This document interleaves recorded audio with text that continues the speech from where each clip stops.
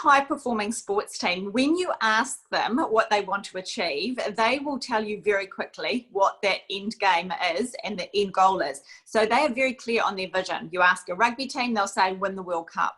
This is what we want for businesses as well. We want every member of a team to be able to say, as a business, this is what we want to hit. They're very clear on the vision. We want people to be connected to the vision, because when we are all connected to the business vision, great things happen. And what enables us to do then as leaders and as team members is know the part that we play. And it's crucial that everyone knows the part that they play. So when we are looking at a vision, then when we're doing future focused conversations, we then drill it down into business goals, team goals, and then individual goals, because then an individual person knows what is the part that they play, what are the goals, what is the consequence of no delivery, and what is the part that they need to work on, and what strengths do they have that the team is leveraging. With that clarity, we can have great things happen. And one of the things I really like about individuals that absolutely know where they're going and what they want to achieve is it's driven by their value set, but actually more importantly, the behaviors that help them get through those goals, get through the hurdles, because most of us have hurdles with the goals that we have in place, so that they can actually achieve the outcomes that they're wanting to achieve.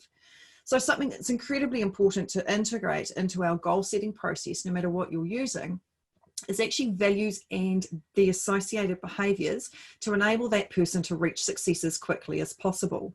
Another thing to consider when you're looking at framing up your goals is making sure you do that in a very concise way. And we've got, Kirsten and I have a 4-factor elevating goal success model, and we're going to quickly recap on that for you, because it's very important that those goals are set up incredibly well so that that person can enjoy their success.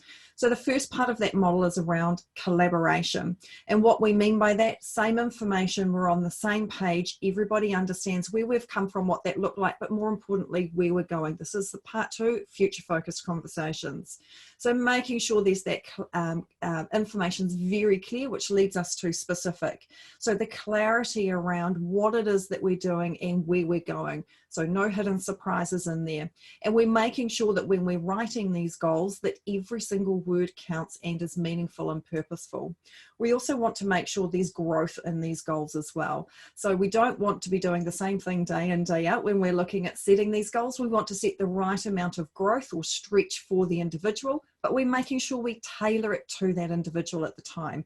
We're all in different learning cycles. We've all been in businesses at different times. So making sure that that growth is appropriate to us is really important to take into consideration. The final part is around confirming. We actually do this right throughout a conversation, but it's just as important just to tie it off at the end to make sure the individual understands the goals that have been framed up and that they're on board and there's full acceptance of what that goal looks like. And what we're not talking about is saying, are you okay with that? What we mean by is using those beautiful open-ended questions so that we can really get some meaningful information from the person. It also helps us as managers manage our talk time. But what we're likely to understand then is the how piece, which links back to that behavior piece. So we're likely to understand when we're using those open-ended questions how somebody thinks they're going to go about achieving those goals. And that gives us as the manager much greater understanding on where they're going, but also for the individual, it gives them real focus on what it looks like to achieve their goals and what success is going to look like for them in that process. And when we're looking at optimal performance and optimal growth, and we're having these future focused conversations, what we want to make sure is we are actually setting goals that will actually leverage the strengths of that person. So if we think back to a moment when I was talking about the world-class sports team, the people in their roles, they're amazing. They're leveraging their strengths. They don't put somebody in a position where at that level where they need to work on all their weaknesses. You put them in a role where you're capitalizing on their passion and you're capitalizing on their strengths. The same thing in business. So when you're doing your future focused conversations is making sure that you start with your business goals then bringing it down into what is your team goals.